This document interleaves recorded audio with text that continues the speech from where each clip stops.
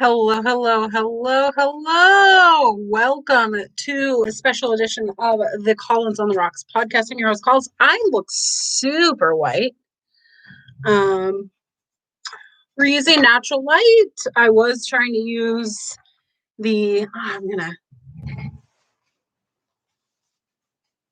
guys are locked in here now. Hello, hello, hello. Welcome to the Collins on the Rocks podcast. There is a chat. I didn't put on slow mode because I don't think we're going to have that many people in here. Hello, hello, welcome. It I am dog sitting, so it took me a little bit of time. And unfortunately, I usually write down shit in a notebook and go through it. And what do you know?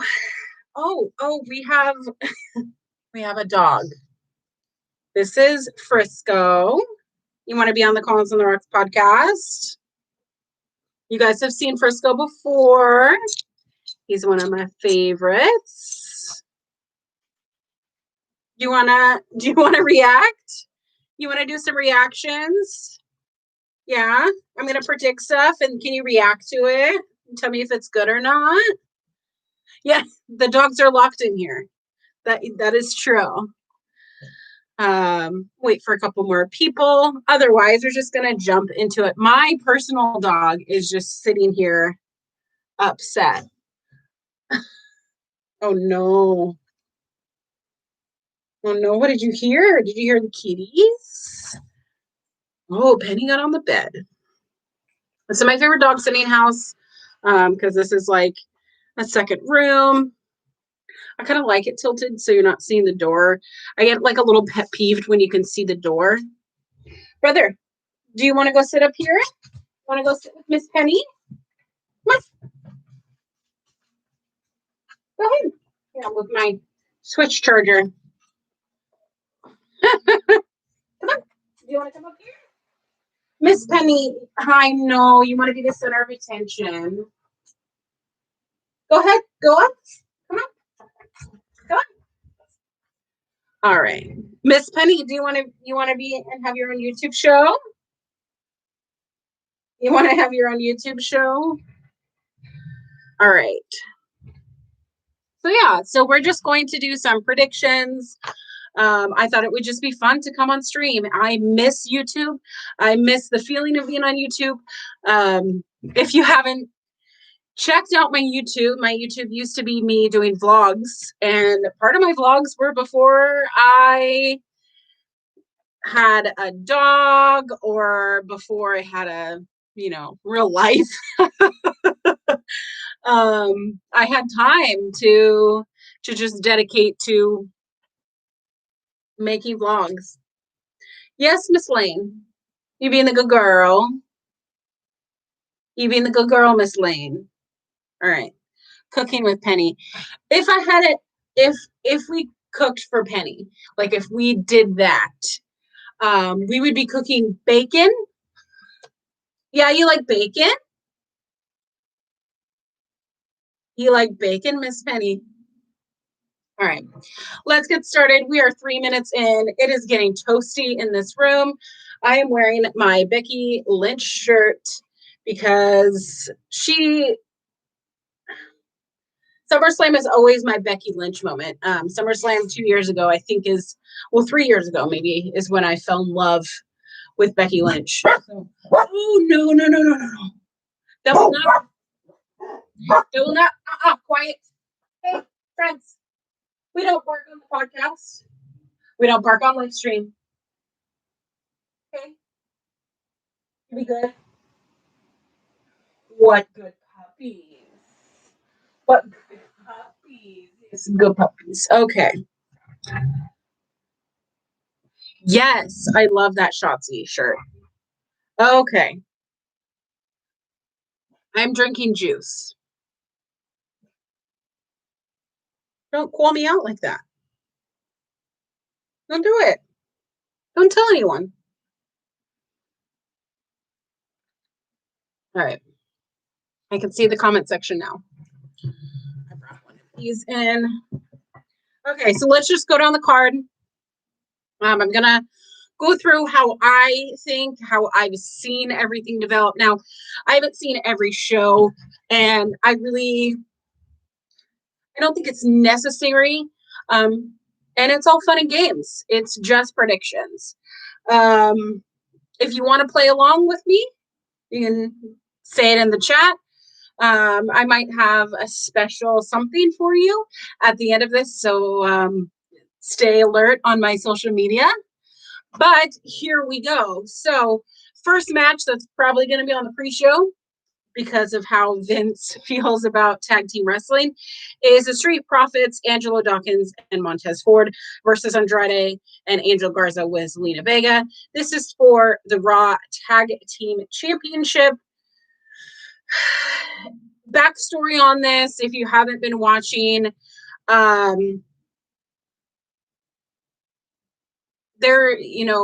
the Street Profits really haven't done much. They had like the Viking Raiders. They were doing like bowling and basketball matches. And there really wasn't much in their feud.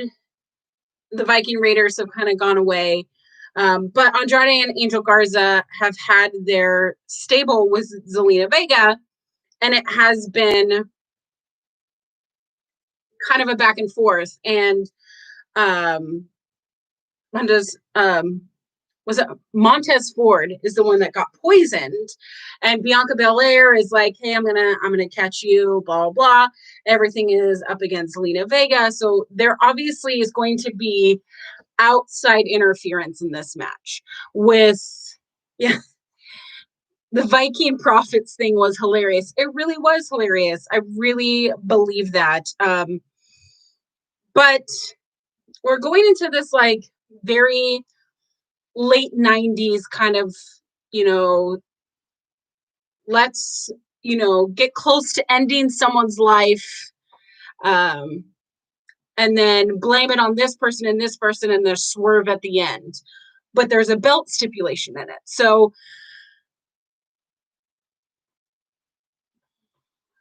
do I think the Street Profits can retain the titles? Yes, but I want Andrade and Angel Garza to have a win. That's really just how I'm going to go. You might not agree, but I think that the heels are going to win in this regard. So I would go with Andrade and Angel Garza taking those tag belts. There will be shenanigans. It will be entertaining, and I'm here for it. Let's see. The way that they have everything on here is interesting. So let's just go down. Drew McIntyre versus Randy Orton. This is a singles match for the WWE Championship. It's solid shenanigans. Oh, Yapafini. Hi. So if we're talking about Drew McIntyre and Randy Orton is the most boring wrestler I've ever watched. And I've watched a lot of bad wrestling. Unfortunately, I feel like Drew McIntyre really has been such a great champion, and it would be a miss for the belt to go to someone who really doesn't need it. I really don't think that Randy Orton, being the legend killer, with everything that was going on with Ric Flair and Christian and Edge, I don't think that I don't think that Randy Orton is going to have any sort of foothold in this match. I don't think it's going to be exciting for me to watch. I think that there will be some really key spots towards the end, and fair to say there is probably going to be interference or a disqualification, because unfortunately Edge is out for a little bit of time, so Randy Orton and him can't complete that three match cycle. But I've heard people say that Randy Orton's going to get the belt so that when crowds come back, Drew McIntyre can have that moment again. And I really hope that WWE doesn't do that.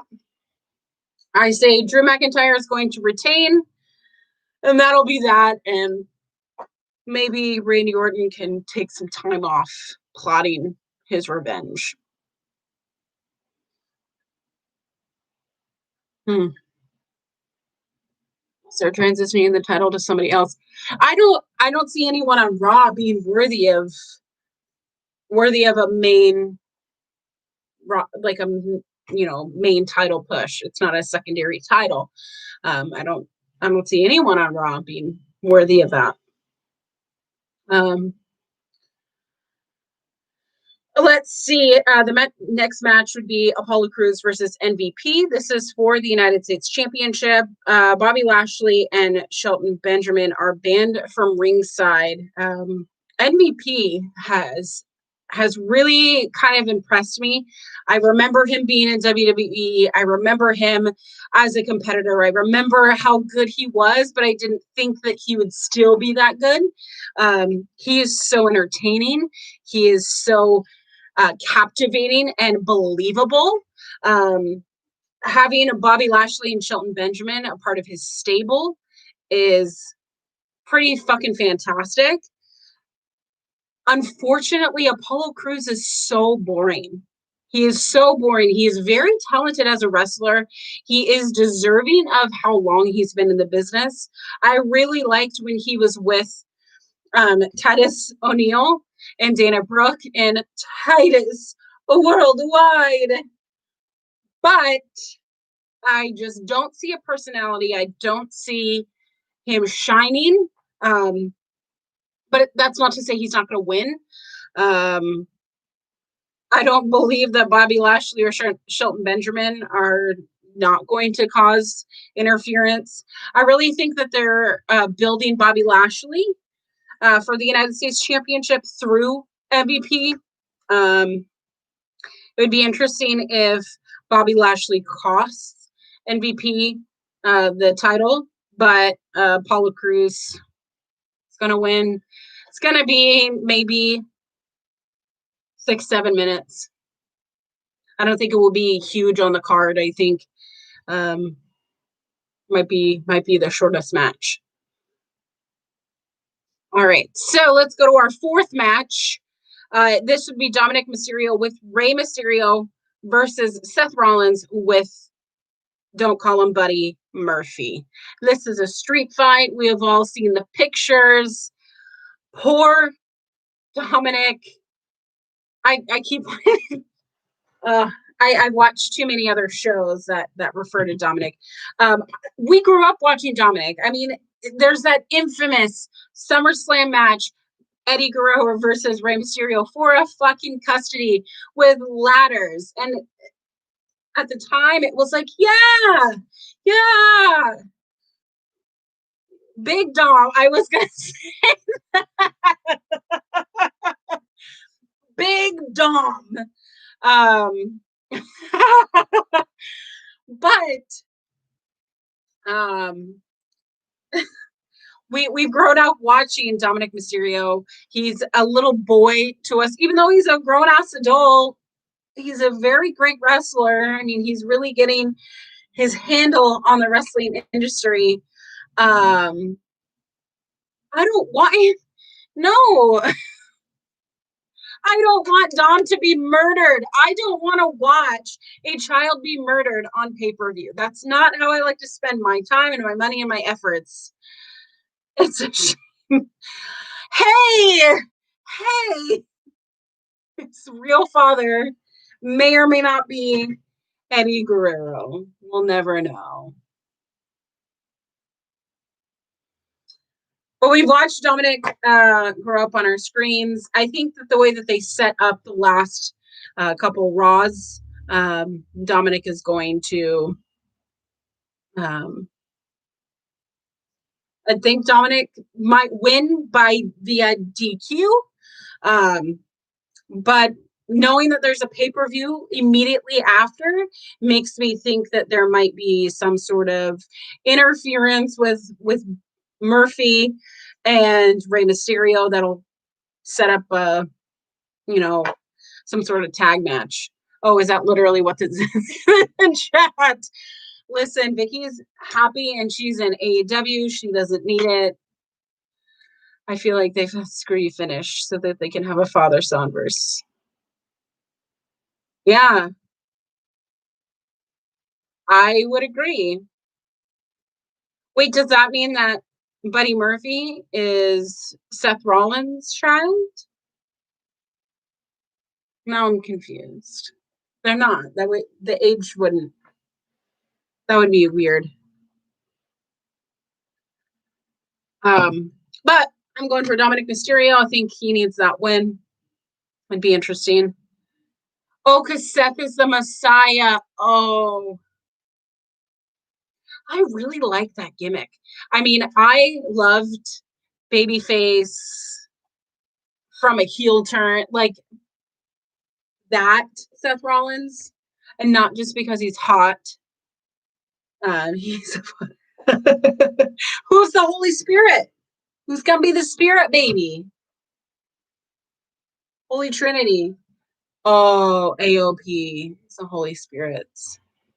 Yo, have you heard that the real true manager of AOP is coming back? Have you? Paul Ellering? I'm very excited for him to come back. Paul Ellering. Speaking of which, his daughter was amazing in that episode of Dark and in the oh you said holy shit and it wanted me to review it, so you're welcome. You can swear in my chat all you fucking want because I'm saying fuck all the time. So I don't have a monetized channel. I'm just spouting with my little mouth. So yeah. The next two matches are a little bit confusing. So we have Sasha Banks versus Asuka, and then we have Bayley versus Asuka. So I'm hoping that they're back to back. I know that Sasha Banks has never had a successful title defense. What is it? She's never defended her title successfully on the main roster. It's unfortunate. Surprised that they're not, saying that on television. But I don't want the belt off Sasha yet. I love this version of Sasha, and I love this version of Bayley, but we all know what's coming. We all know that there's going to be build and build and build for the Sasha versus Bayley. Sorry. I have gummy bears. That's just how it's going to be. This is my chat. So Asuka is going to take one of those belts. I think she's going to get into like a 15 to 20 minute battle, like insane match with Sasha, and it's going to wreck her, and she's going to pin her in the middle of the fucking ring with shenanigans from Bayley. Honey, don't get worked up. I know my little biscuit girl. What are you looking for him? But I think that Bayley is going to say right after that match, let's go, try to take advantage. And Bayley is going to keep working whichever body part Sasha isolates, because that's what any good heel does, is isolate the body part. But I think because Asuka is who she is as a wrestler and she's that good, Asuka is going to get Bayley's title because Sasha doesn't interfere. And that's going to cause their rift, which leading to the next big pay-per-view, which will they slow build to WrestleMania next year, or will they turn it off at Survivor Series? Who knows? But they would both have to lose the belt. But I think the big explosion is going to be in a week's time when they have a pay-per-view. And they're going to lose also their tag belts. All right. There's only 8 matches on this card so far. This is interesting. All right. So we have Braun Strowman versus The Fiend Bray Wyatt. This is a singles match for the Universal Championship.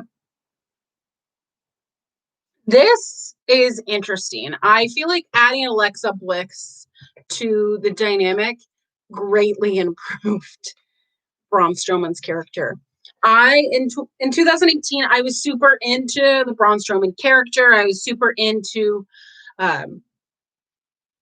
him being the monster among men, you know, having the briefcase. But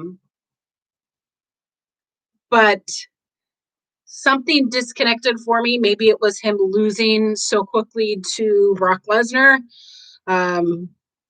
I'm not quite sure where the disconnect happened because I don't think there's one pinpoint. And maybe I also just don't like Braun Strowman because I don't like I don't like Adam, the person, thus translating that I don't like Braun Strowman, the character. So I'm so sorry. I'm so sorry. Hey, Puppos, come here. You are not going to bark. I asked you nicely. The stream asked you nicely. You guys asked nicely. No more barking. No more barking.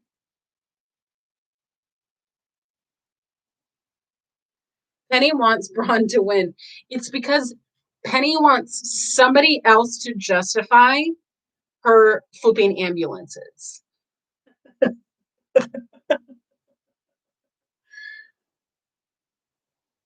Penny, you want to flip an ambulance? Please don't like your hoo-ha on stream. Braun Strowman is boring to me. I don't like his character. I do like that they have history with Braun being a part of the Wyatt family. But I think that Alexa Bliss will cost Braun Strowman the match. However, I don't think that The Fiend needs a belt. I don't think that he needs a belt to be a legitimate threat. I mean, he's already The Fiend Bray Wyatt already tops most of the merch anyways. How many shirts, if you go on www.shop.com or whatever, how many Fiend Bray Wyatt shirts are there? A shit ton. So many fucking shirts. We get it. He makes a lot of money. People are interested in him. But I don't think that he needs a title. But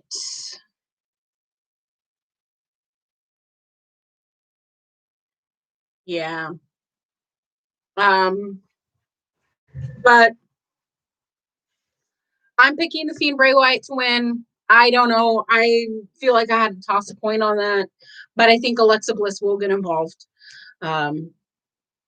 And it'll be amazing because I love the goddess. Oh my God. I heard someone say that she was going to turn into Twisted Bliss. And she was on an interview with the Bellas. And of course, she talked about her life and how she got to WWE. I had no idea that she was a part of the Diva Search. And I had no idea that she didn't make it, just like a whole bunch of other people. But apparently, she was one of the only contestants to submit their own video instead of having like a producer or a modeling agency do it, she made her own video and sent it. And Triple H liked her hustle that he signed her. Like, that's the kind of shit that we want to see on television. We want to see these wrestlers making these gimmicks, even though a Tinkerbell gimmick wasn't like super great, but there's something in there. There's something you can pull out of that. And we got, you know, in 2017, the greatest heel woman that I've ever seen, besides for Stephanie McMahon, but she invented wrestling, women's wrestling. So, the last match on this card is a Mandy Rose versus Sonya Deville hair versus hair match. A heel has never won a hair versus hair match. How many? Let's see. How many hair versus hair matches has there? The only hair versus hair women's match is Molly Holly that I can recall. And that was her like stick to like the divas.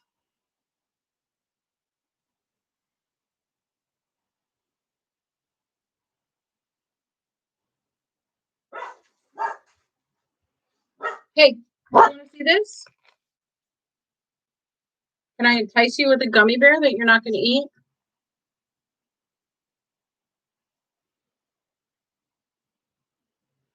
Okay. Professional hair care. That's not what I want, Google.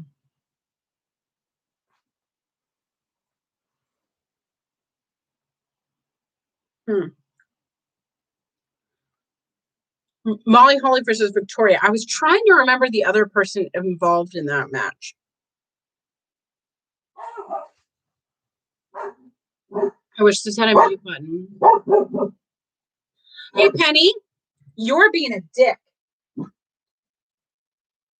Penny Lane, there is nobody in the backyard. You are barking at a bunny. No more barking.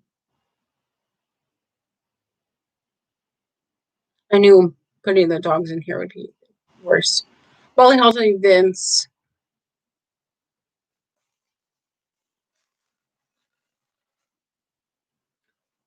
Kurt Angle versus Edge. Yes! My two lovers. I love them both.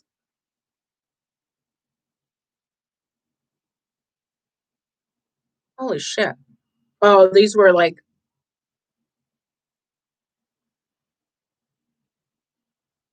this is a lot. A lot in the territories. No Penny. Apparently there was X-Pac versus Jeff Jarrett in 98.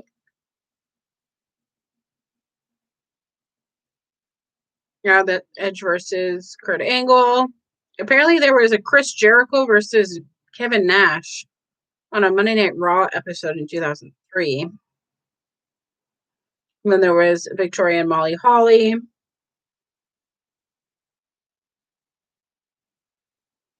Oh, I just have never like cared about Jeff Jarrett. Is that terrible? Um, okay. Then Eugene versus Eric Bischoff in 2004, but it doesn't say what for. WrestleMania 23, Bobby Lashley versus Umaga. What's WrestleMania 23? I don't remember WrestleMania 23, but that also was around the time that I stopped watching WWE. 2010, Extreme Rules, CM Punk versus Rey Mysterio.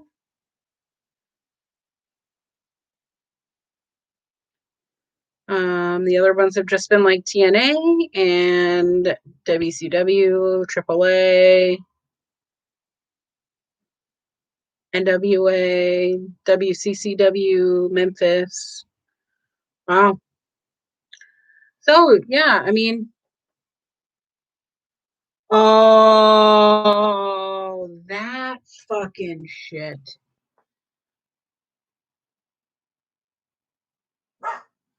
Penny, I get it. You don't like Trump because Trump is fucking.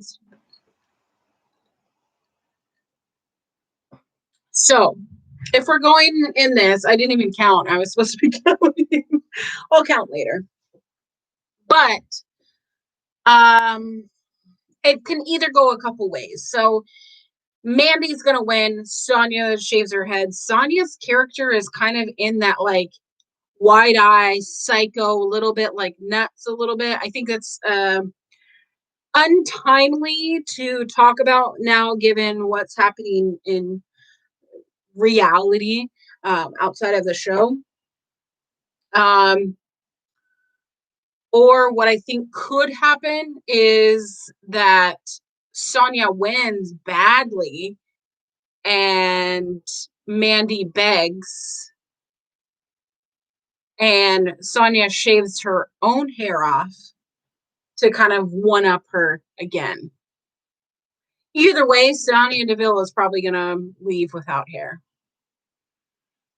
So I'm very interested. SummerSlam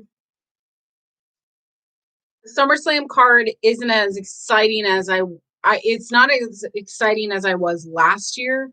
SummerSlam is always my favorite because it's always around my birthday.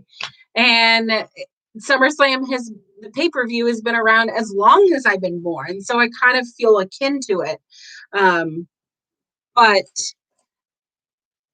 I'm not excited about watching SummerSlam, but I'm going to resubscribe to the network just to watch it. Maybe because I'm bored. I don't know. It's interesting with the newfangled shit that they have going on. I saw some of the pictures. The wide angles look super great, but the hard cam looks like that game of Guess Who. It's bad. Someone's dong's going to be out, and I didn't pay for that. That is not an OnlyFans I subscribe to. All right, so we've gone over the SummerSlam card. Let's go over NXT TakeOver XXX or Kiss Kiss Kiss, however you want. We have 6 matches, one on the pre-card. One, one on the pre-show. Let me read these comments, Sam.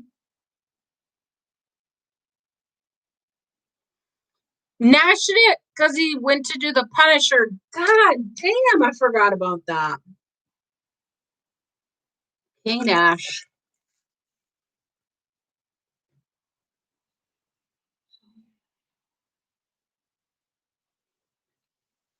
Okay. All right.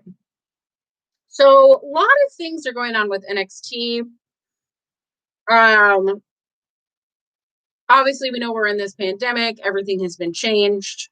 Was supposed to be in Boston, Massachusetts. Now it's they actually moved it to Full Sail. Huh.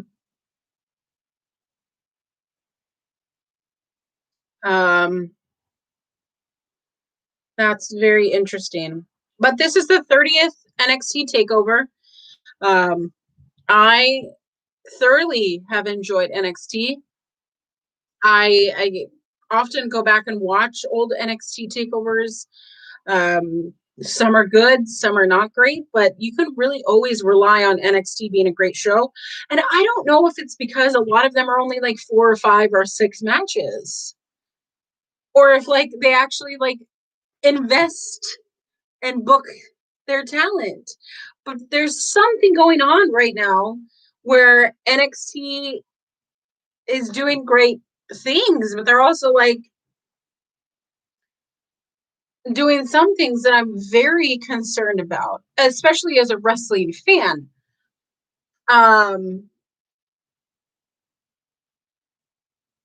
Good to go back to, especially. Yeah, exactly. I mean, I think some of the, majority of the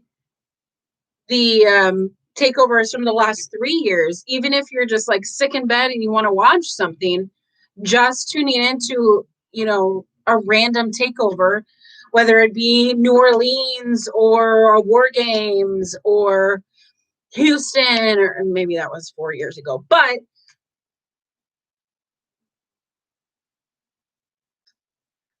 okay, Mr. Iapofino, you are cutting ahead in what I'm talking about right now. So I'm going to have to ask you to slow down. Slow down. But yes, I will echo Iapofini in saying that Pat Mcafee, who is not a wrestler, he is a football player trying to become a wrestler, trying to break into this business with his shorts.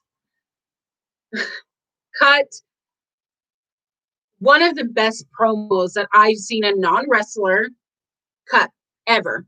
And I don't think that was scripted.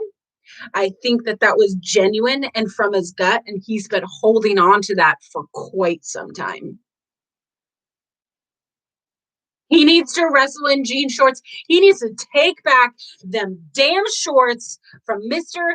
John Cena. That was my impression of Justin Roberts, just so you know, without the problematic stuff. But that's neither here nor there. We will get into this card. Lots of things have been building up to this, so let's just jump into it. So the pre-show match that I have no feeling about is Breezango, which is Fandango and Tyler Breeze, who came over from the main roster. They were injured for quite some time. They're really good wrestlers. They have really great gimmicks. Versus Oni Lorcan and Danny Burch versus Legado del Fantasma, which is Joaquin Wilde and Raul Mendoza. So I haven't really been like following their storyline, unfortunately. But I know that Legado del Fantasma is heels. They're bad guys, and they're not great guys, and they do bad things. So this is for the NXT Tag Team Championship. By the way, this is actually like a big deal, but it's on a pre-show. I have no interest in this match, and this is the first match between Saturday and Sunday that I have no interest in. Like, I don't care. And that's unfortunate. I keep moving further away because I'm washed out here. Because I don't have fancy lights. Maybe I will get some of these are popular and people like them. But I have no interest in this match. I really don't care. I'd love to see Oni Lorcan and Danny Burch win the titles because I like them on the internet and I like how they wrestle. So I thus want them to have good things. But I think storyline wise, there's going to be some fuckery and Legado del Fantasma is going to retain. Doesn't matter. You're not wrong. It doesn't matter who wins. None of these teams will be Imperium. Not wrong. 100% not wrong. I was just talking to Iapofino that the addition of Imperium and even the addition of Walter There's someone online named Matthew, which he will never watch any of my streams. I'm not big enough for him to bother with me, but he has held Walter in such high regard that it makes me want to hold him at that high regard as well. So I don't care about this match. Okay, so the ladder match for the vacant NXT North American Championship. If you didn't know, Keith Lee held both the North American Championship and the NXT Championship when he won against Adam Cole. He voluntarily, I wrote down notes, sorry, I'm reading them. He voluntarily relinquished that title, and so they've had kind of like a it's three guys, every week to qualify for this ladder match. And there was a wild card of the guys who didn't get pinned because Dexter Lumis got hurt.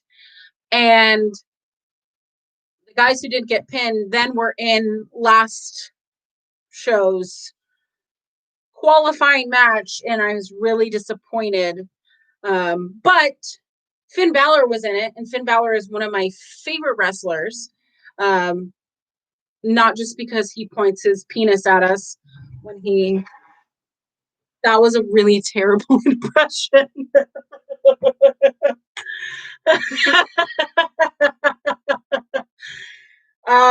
Finn Balor does a thing where he leans on the ropes and he points his dick at people. I could have just said that and avoided that awkward slug thing that I just did. But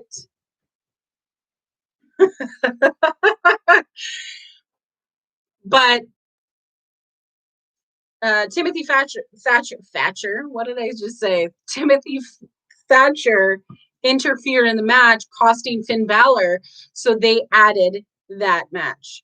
I want to see the Demon, but I really like this Prince Devitt character.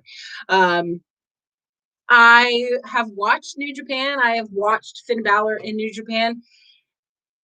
I prefer New Japan Finn Balor, Devitt. I prefer that. I prefer the NXT the first time.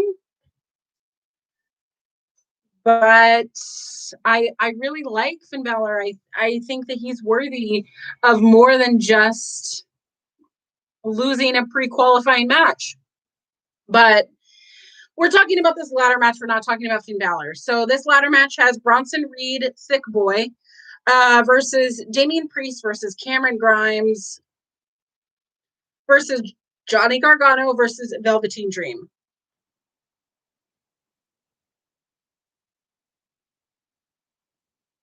If WWE puts this title on someone who is an alleged, we'll just keep it as alleged because we want to be legit here.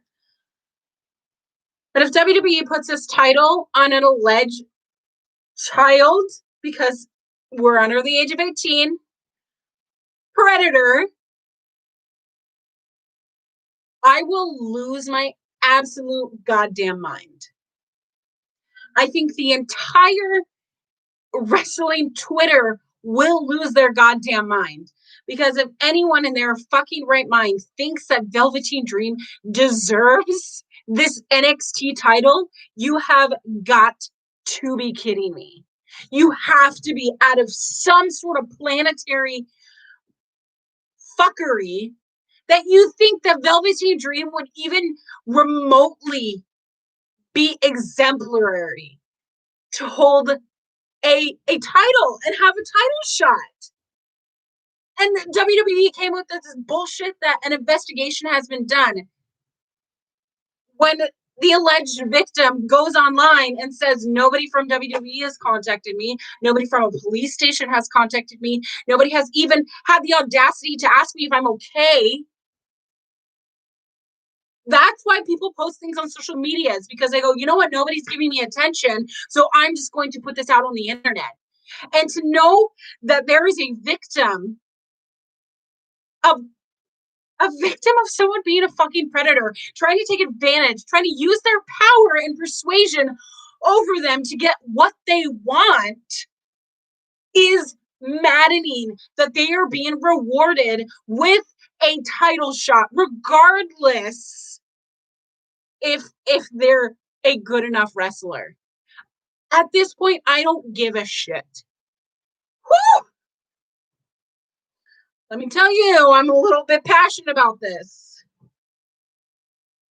You keep giving opportunities to people who betray the trust of the fans, who betray the honor that it is in that ring, where you respect the people inside of it by knowing that you're not a predator. Like, you have to be safe at all costs. The story is getting picked up by other mainstream sites too, so they'll probably want to keep it off for him for now. They need to keep him off television and away from children. Because if I'm a parent and I want to take my teenage son to a WWE event and there's a child predator being given title shots, regardless if he actually gets the title, I'm gonna be a pissed parent. Sorry. I'm in building a dream and they never investigated. They tiptoed around the answer, so they're pushing for them. They paid off cops so Snuka could get away with murder. That was so long ago, and nobody's being held accountable. And we all just know these stories. We all just know that there's shitty things that go on. Why the fuck would anyone want to be a fucking wrestler? Why? I stepped away from the digital media profession as a broadcaster because I wanted to do it. I'm very good at it. I'm very good at what I do because people like what I have to say. And that's not me gloating or being full of myself. I know the talent that I possess. However, I did not feel at the time that it was worth pushing twice, 3 times, 4 times as hard when Trust Fund Baby gets a shot instantly for something that I worked for time and time and time. I worked for the radio station, like in my college. Sorry, I worked for a radio station in my college, and I begged and I begged and begged to be on the radio. I begged, and I had to be a fucking producer and manager and schedule manager because, you're this major, so we want to give it to these people. And then I would just see people being handed opportunities and not having the responsibility or the organization or even the charisma to carry themselves. And it blew my mind because it really destroyed the thing that I felt so adamant about. It's something that I was passionate about. But when you're constantly being told nobody wants to hear what you have to say, you're too sensationalized, you're a feminist, so you're a little bit crazy, you're a woman. I watched women who were much more attractive than I am get gigs that they were not ready for. And I had to produce shows where I did all of the work for them and they got the credit. How do you tell a professor, no, Candy or Candace or whatever the fuck her names were, they weren't in the studio. I did all of their stuff for them because we couldn't go without a radio show, and they would show up 15, 20 minutes late and then want to leave 5 minutes early and ask for the credit. These are things that are over 10 years old. I need to be over them. Truly, I should be over them. Let's see if I can improve. Can you see me a little bit better, or is it still whitewashed?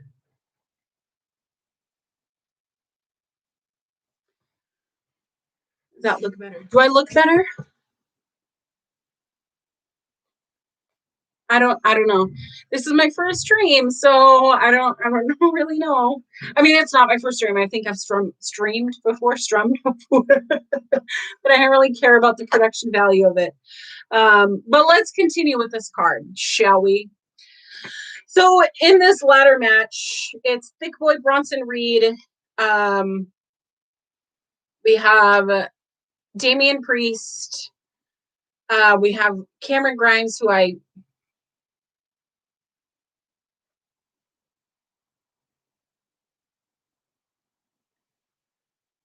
we have Johnny Gargano, and we have Velveteen Dream. Let me just go through all of them and tell you their chances and then who I think will win. So Velveteen Dream, we've already talked about. I don't want to talk about him again. I'm just over him. So no. Johnny Gargano, he doesn't need the NXT North American Championship. He doesn't need that to celebrate his character. I think that there's something new and fresh that he's going to be discovering. They've been doing these vignettes with him and Candace, so I think that that'll be a journey for them. I don't think that he needs the belt to do that. Cameron Grimes sucks. I fucking hate Cameron Grimes. I think that his character makes you want to hate him, but I just see KFC when I see him. I just see corn on the cob. I see warmed beans from a can. And that's not to diss on who he is as a wrestler, what he's worked for, but I truly believe that Cameron Grimes' character is made for me, the watcher, the fan, to hate him. And I hate that I hate it. I hate that I'm giving them what they want me to feel. But Cameron Grimes is not a character that I want to invest in. I don't want to buy his merch. I don't care. You think he's funny? Are you saying wow because I'm being rude? Because I don't. Every time Cameron Grimes music hits, I make the same noise as when Brock Lesnar comes out. It's the that noise. I just watching him get destroyed by Keith Lee. Was it Keith Lee the other or 2 weeks ago? This is my favorite part. That was my favorite part. He's so grimy. Yeah, and maybe I just don't like him because he just reminds me of everything gross and dirty and country and the life that I left. But that could also be a personal problem. I don't like Cameron Grimes. That's what I'm saying. Bronson Reed, Thick Boy, has had outstanding matches the last couple of weeks. I suggest just going on YouTube, watching any Bronson Reed matches. He's getting, and here's the thing about ladder matches, and I don't want this to shit on Bronson Reed. I think that he's a fantastic wrestler. I think he will look amazing in this match. But Dirty Dick.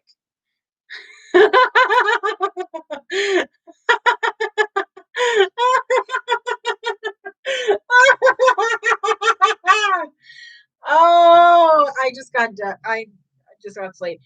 Okay, so we're talking about ladder matches. Ladder matches, there really isn't a person in a ladder match that looks shitty. Everyone in a ladder match is meant to look great. And nobody gets pinned.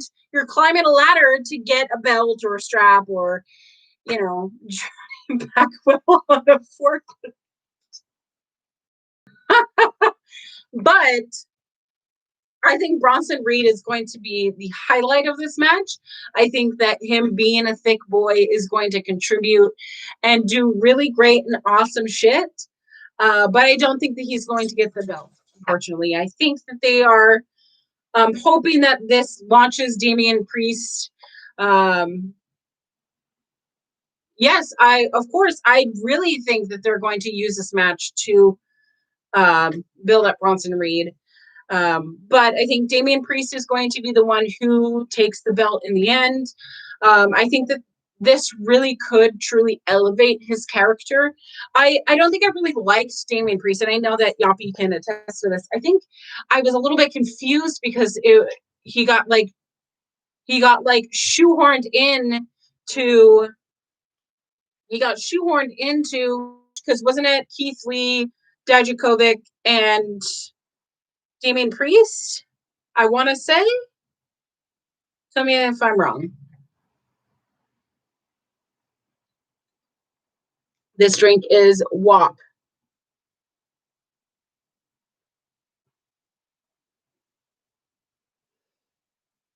I haven't even gone through majority of this card. It's gonna bother me. Hold up. Oh, that's a look. That's a look. All right. We are going to look at next takeover. Then I'm gonna look. Nope.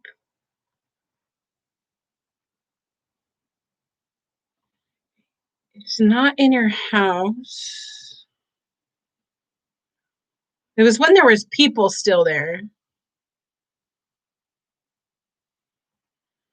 It wasn't Portland because we were at Portland and we watched this on television. Was it War Games?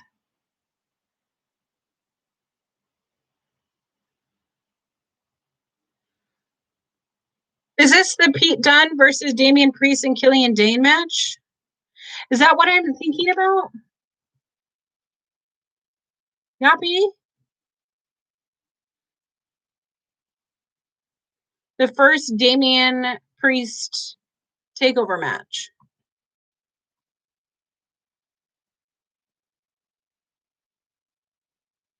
Because this one was the triple threat match to determine the number one contender for the NXT championship at Survivor Series, which Pete Dunne won.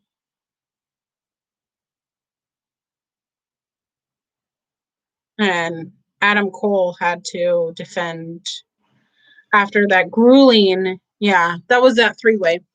So yeah, I was shocked that they just shoehorned him in because he had only like had some vignettes, and he'd only had some vignettes on NXT program. We really didn't know who Damien Priest was, but turns out he's pretty all right. I mean, it took him a little bit, but I mean, I think that he kind of has gotten the hang of everything. Sorry, I keep adjusting everything. I'm trying to make it so I don't look like Voldemort. All right, we got through the ladder match. So then we're going to this Finn Balor and Timothy Thatcher match. I love Timothy Thatcher. That motherfucker. I watched his match versus Mcafee since we weren't 3-2-1 battle watchers at that point. Or were we? I can't even remember. I just know that I watched it on YouTube. And let me tell you, Daniel Mcafee is the genius of wrestling, and both of them went through the match of their life during that match. And I mean, I don't really like seeing Matt Riddle succeed because of what has happened and come out allegedly. But that match with Matt Riddle versus Timothy Thatcher in the cage is one of those things that you put on a Desert Island Graps. It is a match that you want to watch over and over again. And it's not just because Kurt Angle was the special referee. It was a hell of a match. And Timothy Thatcher lost teeth. He lost teeth. I have. You can't fucking see. I have a missing tooth. I do. I have a missing back tooth. And it wasn't from wrestling. It was because I got an ear infection and it leaked into a broken cap on one of my cavities. And it exploded one day when I was eating a piece of pizza. It was great. It's great fun. It's the most scary thing ever to like spit out chunks of your tooth So they took out that tooth, and they also took out my wisdom teeth at the same time. It was really great fun. Why am I talking about teeth? Teeth are my least favorite thing. Like, I'd rather go do a whole bunch of other things, but teeth are those things that, like, you can't just take Advil for. These things are pretty serious, and you should go to the dentist regularly. But Timothy Thatcher is hard as fuck, and I think that he's going to do a great job in this match, and I think he'll win. And I think it's not going to be easy. It's going to be a barn burner, as they say. It's probably going to be like a 21-minute match. I think that both competitors are going to put each other to their limit, and I'm going to enjoy every second of it. It is the most arousing thing to watch two men belt it out. I don't know what it is inside of me that gets aroused by this. I mean, not like I'm going to be using this as motivation, but like, it gets me aroused. It gets me like up out of my seat, meaning it gets me stirred. So I think that both of them are going to bring out maybe the match of the night here. We'll see. But it'll be a great match. We have Io Shirai versus Dakota Kai with Raquel Gonzalez for the NXT Women's Champion. I think Io has really undone a lot of the shit that Charlotte brought to the NXT title. I'm not even reading the chat. I'm so sorry. Balor wanted to go back to NXT. Gonna have to work all the time, so Thatcher is probably gonna win. Balor's also just on his first year anniversary. So listen, Balor can do whatever the fuck he wants. He's married. He's living his best life. Power to him. Really. So yeah, so this women's match, I think that Io has undone. That's what I was saying. A lot of the shit that Charlotte brought on. It's my least favorite thing that's happened to the NXT Women's title. It has nothing to do with who Charlotte is as a wrestler. It has nothing to do with how I feel about her. I love Charlotte. But it was not time for Charlotte to bring eyes to the NXT product. I understand why they did all that, but it really buried Rhea Ripley, who I love so much. The power that is in her, the tenacity, everything that she does with her body just astounds me. The power that is inside her. And this has nothing to do with Io or Dakota not being able to do that. But I was really hurt seeing how they treated Rhea. And then even when Io got the belt in that triple threat match at In Your House, I just didn't see the point in pinning Rhea to make her look less than and weaker, because Charlotte should have been pinned. Charlotte is an adequate wrestler, but yet, like Roman, Vince sees her as the only option, and that turns me off to her matches. Exactly. I think that that's a thing that WWE does, and it has done for the last 5 years, is that Vince gets so stuck on 1 to 2 to 3 wrestlers, and he just wants them to win all the time. And that's not how you build stars. You build stars by making them legitimate. For baby faces, you need to have them be pushed down by a force and not just do this 50-50 booking. So I think I haven't even spent any time talking about Io and Dakota. Let's go. I mean, Dakota Kai did this huge turn at War Games. And I mean, reading my notes. I mean, she has such history with Tegan Nox, and she just attacked Tegan Nox, and there was that whole storyline, which I thoroughly enjoyed because it's long-term storytelling, which we love. We love and we crave it. We crave it with wrestling. But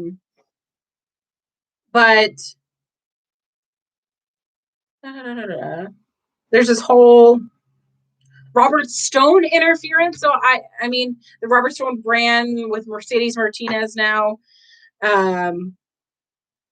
There was that interference that happened a couple episodes ago. That caused Dakota Kai to win. Oh, now I'm remembering. The opportunity against Io, which set up Mercedes Martinez and Rhea Ripley to have dissonance, which I like. I like that. And I want to see these two badass motherfucking women destroy each other. That's why I watch it. That's why I want to watch that. But I'd love to see Dakota Kai with a championship, but I don't think that this is the time. I think that Raquel might cost her the match, which would be interesting to see how that storyline plays out. But I just want to see Io keep the title, keep putting good name on it. She is a fantastic wrestler. I wasn't sure about her turning heel, well, kind of heel. But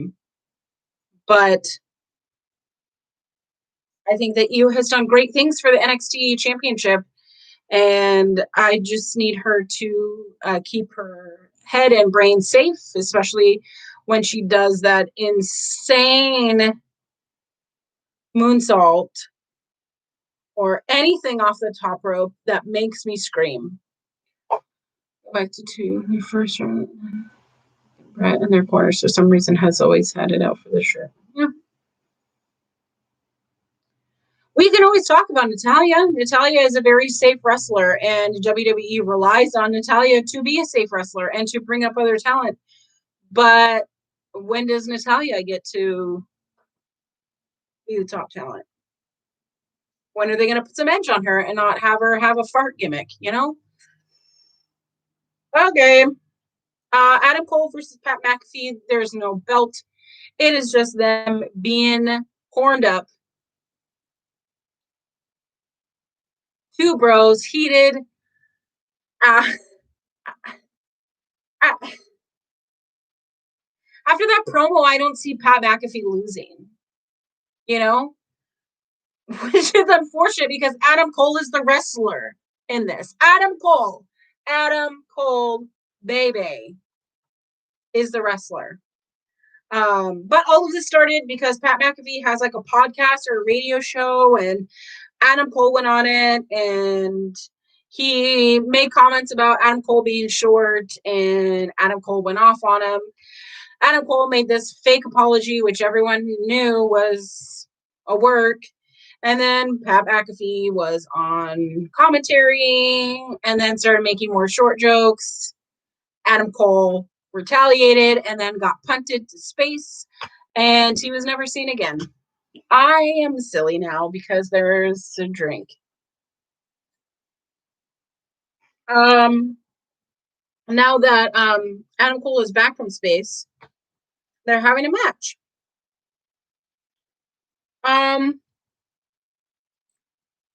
Pat McAfee being in this match gives legitimacy to NXT and wrestling as a whole. I think having him win would be great. The Undisputed Era is going to get involved because that's what Pat McAfee accused him of letting the Undisputed Era, get involved in all of his title defenses. But who I want to win always is Adam Cole because I love Adam Cole. But I think Pat McAfee is going to win, prove something. Thus, if he wants to enter into the realm of wrestling, there will be a win under his belt.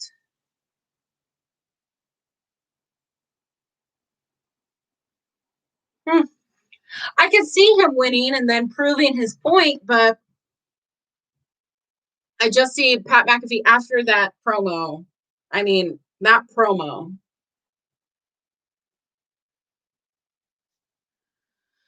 All right, so the last match is Keith Lee versus Carrion Cross with Scarlett. This is for the NXT Championship. I feel like I've heard everything under the sun of who's going to be where. Keith Lee could win or Carrion Cross could win. So I've made my decision and I keep going back and forth, but I really believe that Carrion Cross is going to win. Exactly. I don't see Pat Mcafee winning many matches after this. I don't think that's the point of this.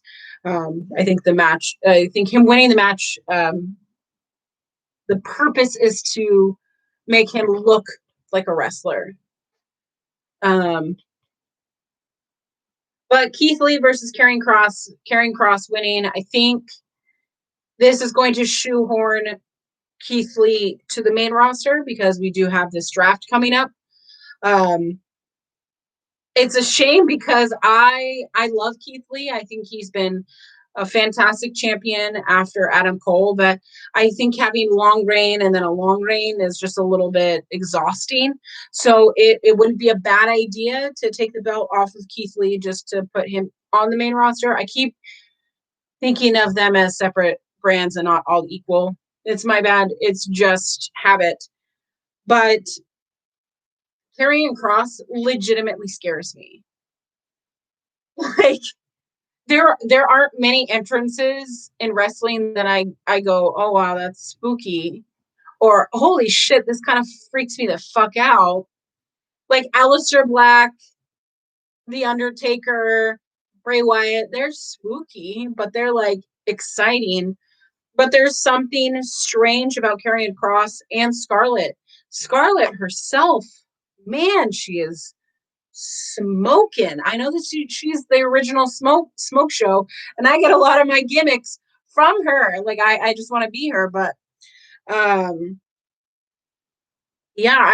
legitimately fear for Carrion Cross's opponents, and I think that NXT built him that way, and not just his jobber. I think a comparable assimilation would be like Lance Archer. Him and AEW, as well as New Japan, built him to be such a character that when he comes out, it's very unhinged, a little bit messy.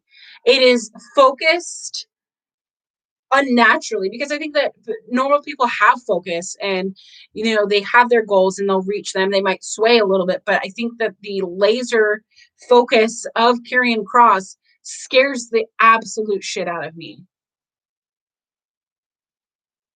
They talk about it like it's only development. Exactly. But where else are they going to develop? I mean, maybe Evolve, because WWE rumored to purchase them. I don't know, but I just love to see Carrion Cross win it so that I can get scared, because it's kind of like Halloween and everybody loves to get scared a little bit.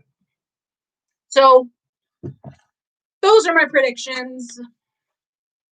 Not sure how I feel about a lot of things, but I'm excited because Summerslam is when I get excited.